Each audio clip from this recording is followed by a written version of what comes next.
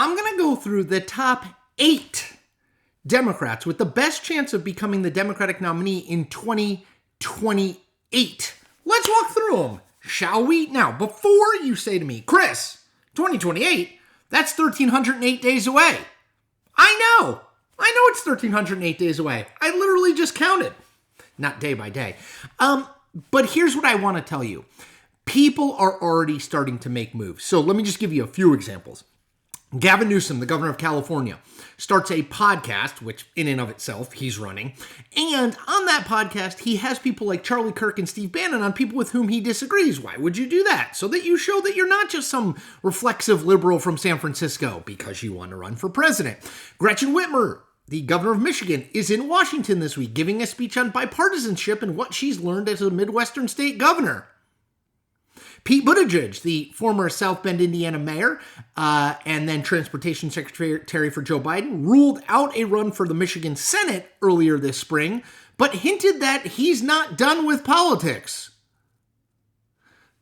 Look, folks, this stuff is already happening. I always compare a presidential race to an iceberg.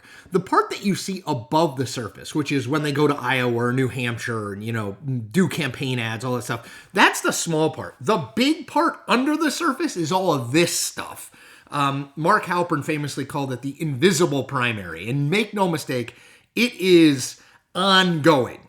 And it started, even though, yes, it is April 2025, it has started in earnest. So I've got 8 people who are, who I think have, at least at the moment, comprise sort of the top tier of the race. But of course, it's at the moment, right? It's 2025 and we're looking toward 2028. So if your favorite candidate is not on there, don't worry about it.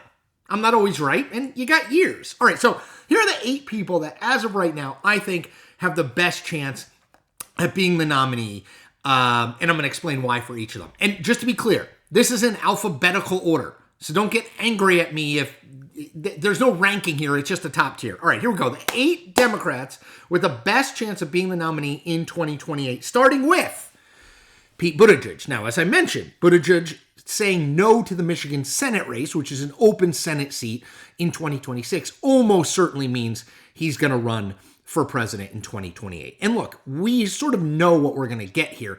I thought when he ran in 2020, he was the story of that race, at least for the early part of the race. He went from being the mayor of a small town, sorry, Notre Dame, to being the winner of the Iowa caucuses. I mean, it's a big deal. I thought he won every Democratic primary debate. He's really an able communicator, good on his feet, smart, military record, very bright guy.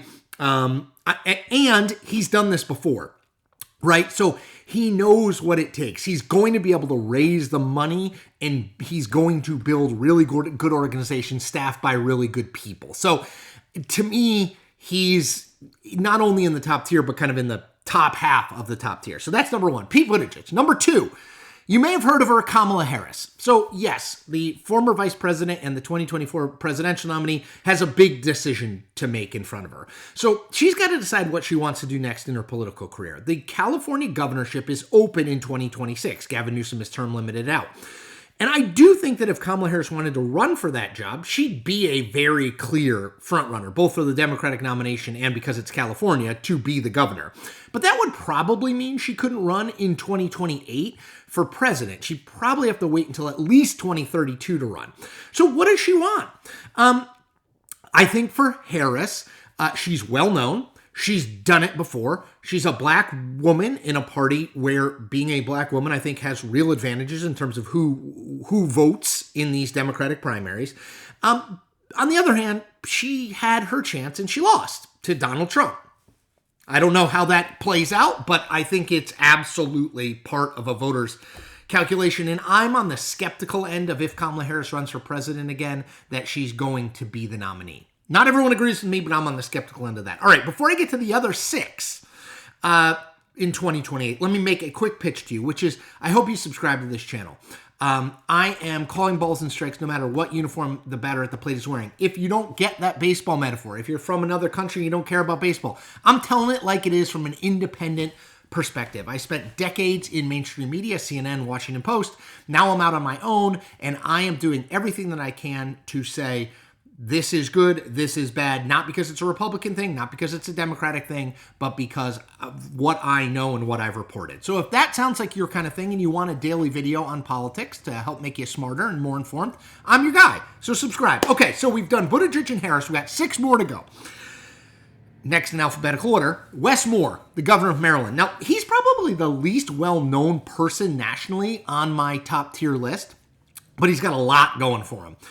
Military veteran, Rhodes Scholar, best-selling New York Times author, head for years of the Robin Hood Foundation, massive anti-poverty foundation, and the governor of a liberal state where, in his first term so far, he's put together a pretty liberal, progressive agenda. Well, he's also a young African-American guy who's a very talented speaker and communicator. That's a lot to like, candidly. Really impressive story. I think because of the Robin Hood Foundation connection, he'll be able to raise money. My only thing with him is he hasn't done it at this level ever before, at the national level. What are the hurdles he runs into, and can he clear them? Wes Moore. Number 4, Gavin Newsom. So I mentioned earlier, look, Gavin Newsom is running for president, right? He's term limited out as governor of California at the end of 2026. I think he will go directly into a presidential race from there. What does he have going for him? He's from California, gigantic Democratic state filled with wealthy people who can donate to his campaign. He spent 2 terms as the governor of California. As a result, he's got a pretty progressive record he can point to. He's good looking. He's articulate. These things very much matter in a presidential race. What he doesn't have going for him, I worry that he's almost too good looking, that he comes across as like a really slick used car salesman rather than an authentic human who you want to vote for. Also, I think he's haunted a little bit by the ghost of Kamala Harris. Do Democrats want to nominate a San Francisco liberal after nominating a San Francisco liberal and watching that person lose to Donald Trump? I don't know. Gavin Newsom. 5th, Alexandria Ocasio-Cortez. So, she has not indicated what she wants to do with her political future. She has 3 basic options. Stay in the House and move into leadership, which I think she would do one day. Run for the Senate in 2028 when Chuck Schumer's seat is up. So she could primary Chuck Schumer, or she could run in an open seat if he decides not to run, or run for president in 2028. To me, the presidential one makes the most sense. She is the most articulate spokesperson for liberal populism in the country. Maybe Bernie Sanders, but Bernie Sanders isn't going to run for president again, right? I mean, he's in his 80s. AOC, I think, is a really gifted politician. I think her speech at the 2024 Democratic National Convention shows how much she's grown politically. Remember, she got elected as a Democratic Socialist. If you go and watch that 2024 speech, I think she comes across extremely well, extremely personable. Could she be caricatured by the right as sort of a wacko leftist? I think she might be able to, yeah.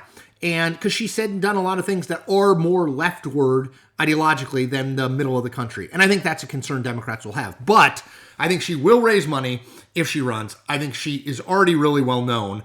And I think she has a constituency, so I'd keep an eye on her. Okay, 6th, J.B. Pritzker, the governor of Illinois. So Pritzker is going to get reelected to a 3rd term in Illinois next November. They don't have term limits for their governor. He is part of the Hyatt hotel fortune. He has huge amounts of money, billionaire.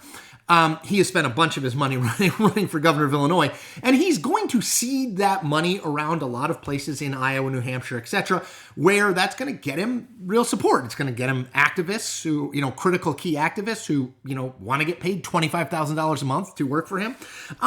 Again, kind of like Gavin Newsom, he's going to have a liberal record that will appeal, I think, to lots of Democrats because he's been the governor of a pretty liberal state, Illinois, for the last 8 years. I don't know if Democrats who have spent a lot of time bashing billionaires like Donald Trump and Elon Musk are going to nominate their own billionaire this time around. But Pritzker, I think, is going to run. All right. 7th, Josh Shapiro, the governor of Pennsylvania. I've been clear that I think he should have been the VP pick for Kamala Harris. But actually not being the VP pick for Kamala Harris in 2024 is a good thing for Josh Shapiro in 2028 because he doesn't have to wear that loss, really, right? He wasn't on the ticket. Yes, he was, of course, advocating for the ticket, but he wasn't on the ticket. So he doesn't have that stink of loss and defeat on him.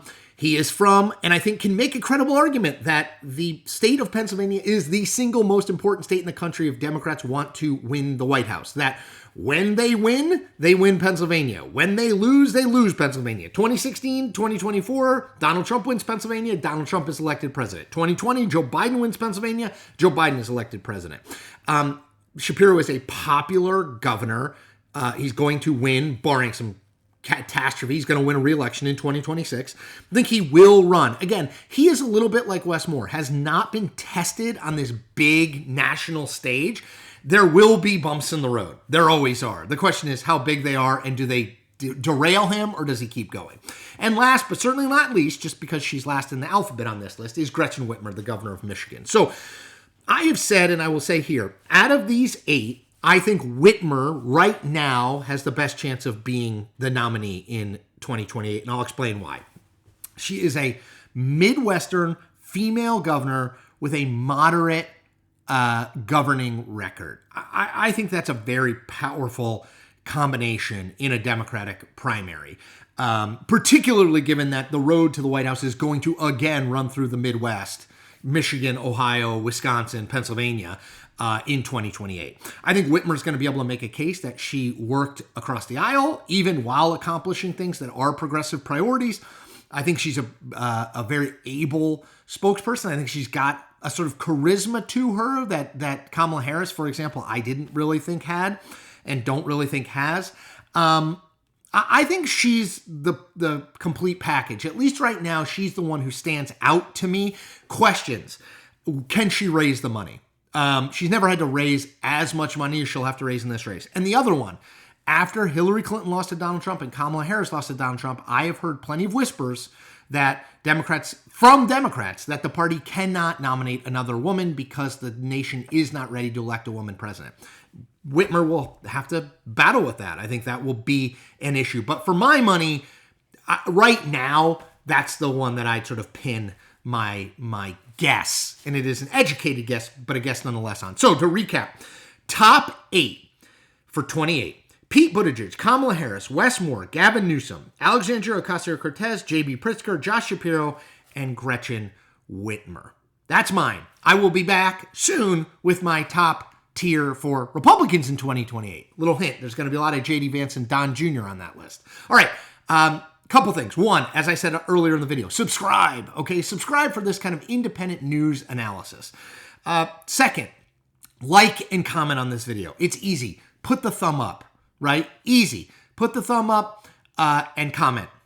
Is there somebody who should be in the top tier that isn't? Did I put someone in the top tier who doesn't belong there? Let me know. It helps with the algorithm for Google, for YouTube. It pushes out my content to more people who aren't subscribers, and I need more people to see my stuff and then become subscribers. Last but not least, I hope you tell a friend or two about what I'm doing here. Daily videos, as well as a live stream every Friday where you can ask me questions about anything you like. Independent news analysis, balls and strikes, no matter what the batter at the plate, uniform the batter at the plate is wearing, calling it like it is, telling it like it is, dealing with the real world, not the world as you or I want it to be. That's what I do. I hope you can support me. All right, everyone, take good care.